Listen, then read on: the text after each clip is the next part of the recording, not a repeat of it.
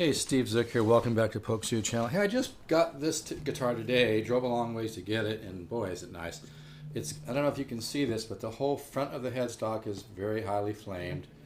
The back of the headstock is very, very highly flamed. You can see it from the side too. It's like a custom shop neck or something. And it's funny because, like I said in the other video, I haven't had very many guitars like this in the 35 years I've been doing this. And then recently I came into a couple. I've only had a couple the whole time I've been doing this. As you can see, the back of the neck is highly flamed. It's like they took a custom shop neck or something and put it on this guitar. I'm not sure if you can see this, from the right angle, but like I said, the front of the headstock and the back of the headstock, and the body even has flame. This is a rare guitar. I specialize in kind of finding impossible stuff like this. There's flame on the back of the body. I don't know if you can see it. In the front of the body, there's flame here quite a bit, kind of subtle. Flame here, flame here. This is really a nice box. So I've got some new strings on it. But man, it really has a nice tone.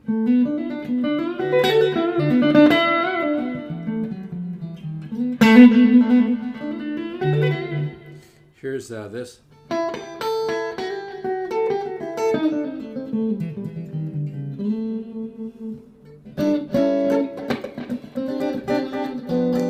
Back pickup.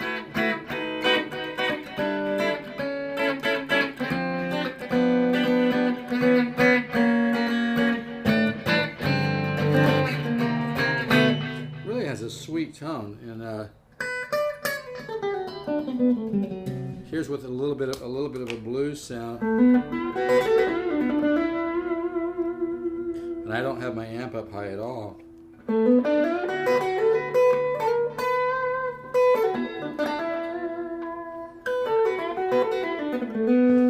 Maybe I should come up just slightly in volume, huh? Just trying to be a good neighbor. But anyway, this sure is a nice guitar, man.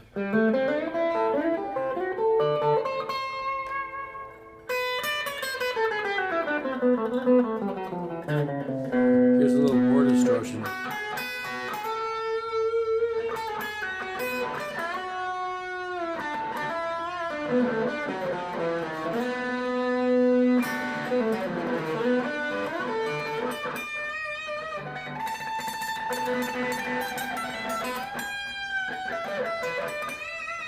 Like I said, these are new strings. But the real, like I said, I'm mainly trying to show the neck on this. And like I said, it's very, I don't know if you're able to see the flame body, but I'm not making this up. I can see here very, very clearly flame right there. It kind of goes all the way across the body, but it's really subtle. This is a rare guitar. I've never seen a Squire like this. Like, it reminds me of a really good classic vibe on steroids. Hell of a box. I mean, I'll guarantee you go to 200 stores, you'd never find one of these. You could look in every place in the world. Look at that flame on the back of the headstock. I'm not sure if you can see that. I'm trying to show this. Like flame is a little tricky to show because it tends to look different from different angles, which is really kind of cool about flame. It tends to dance and look different from different angles. But man, this is really a highly figured back of the neck, and like I said, the back of the headstock, as well as the front of the headstock, is really, really a beautiful guitar. I may have to lay this guitar down to get, but anyway, I'm gonna miss this one. It's got one high fret, so there's one note on this guitar that's not ringing out real good. Usually all you have to do is just have somebody either push the fret in front down or sand the fret in front of the one that's not ringing real good down. And I've had luthiers fix that for me for $20, 25, whatever, it depends. But it's not that big of a deal. But I spent a lot of time to get this guitar, so I really don't want to mess around with the stuff. But it's not a big deal. I wouldn't let that worry you. But it sure sounds good. But it's easy to fix, what I'm trying to say.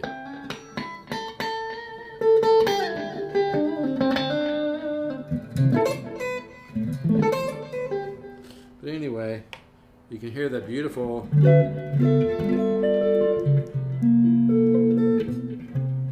Hear that sound.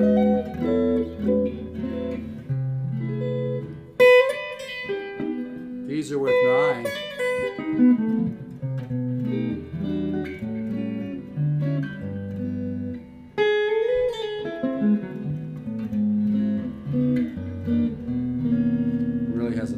really has that.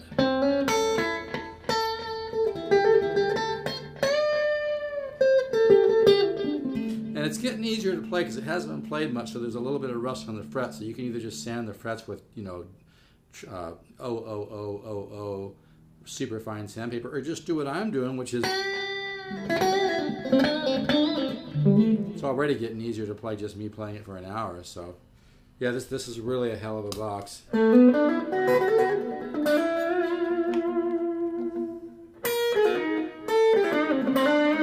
I just love the clean on it, though. The clean is just beautiful. It's got pop, man. Okay, there's the one note that doesn't ring out too good. So that one rings it. That's the only note. So what you have to do is take this fret and sand it down a little bit, or have somebody push it in a little bit. So that's the one thing you'd have to do. So.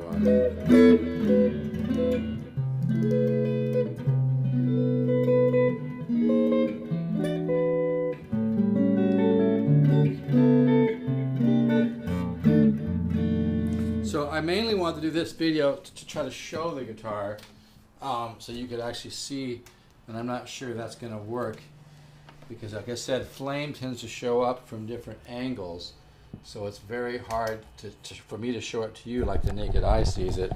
But here's, I don't know if you'll be able to see the flame in the body, but there's flame that goes sideways in the body. It goes across this area here, and it's also over here and over here.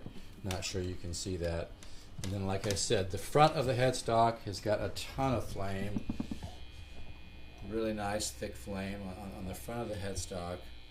Like I said, it looks different from different angles, so, you know, it kind of changes. And then the back of the headstock, see, when I move it, it changes, but the back of the headstock has a lot of flame too, as does the back of the neck. So I'm not sure what angle you're seeing this at. But this really has a sound. I mean, it sounds better than a lot of USA ones I've played. And it was probably made somewhere around 1995. During the 90s, Fender was experimenting, and they made some really cool stuff. They kind of broke the mold a little bit and made some really nice guitars. It kind of surprised a lot of people. That's why. And see, there's lots of flame here. That's why I'm kind of have so much fun in the guitar game, because the minute people think that they know, oh, only this will sound good or only this will sound good, you discover little pockets of opportunities. And like I said, this kind of stuff is just damn near impossible to find. So, you know, it's always fun for me to find something like this. The last very rare Squire I had, which had a bird's eye and flame maple neck. A guy bought it for his sister and was really stoked to get it. And whoever gets this is going to be blown away with how much guitar they get. But it's, like I said, it's a little bit difficult to show the flame.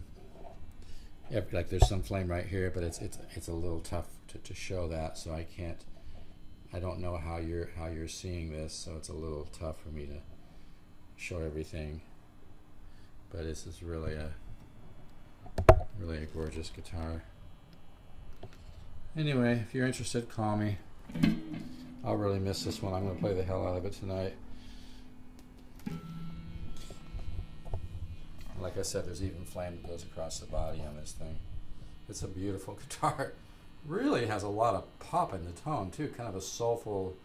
I don't mean just a chime. It's got great chime, but it's also got great soul. You know, and the rosewood board gives it that nice kind of organic woody thing. So you marry the organic woody tone to the nice single coil pickups, and I believe the flame neck, you know, because that's a solid piece of flame maple. I believe that adds to the tone as well. That's why a lot of stereo companies and audiophile companies use solid slabs of maple to put stereo gear on. They claim it makes it sound better. So there's something to it. It's not bullshit. But yeah, this is I live for just cool stuff like this, man. You know, like I always tell people that know me, I don't care if a guitar says Del Taco. If it's a great guitar, it's a great guitar. But Fender did make some incredible stuff in the 90s. And they do vary by guitar by guitar. And my gut tells me maybe they made a few of these for a trade show or for endorsement deals or whatever. Because this guitar just knocks it out of the park. It's really a lot of box. Like I said, that flame on the front of the headstock is just gorgeous. It is a little difficult, like I said, to show this though. But anyway, you can call me if you're interested.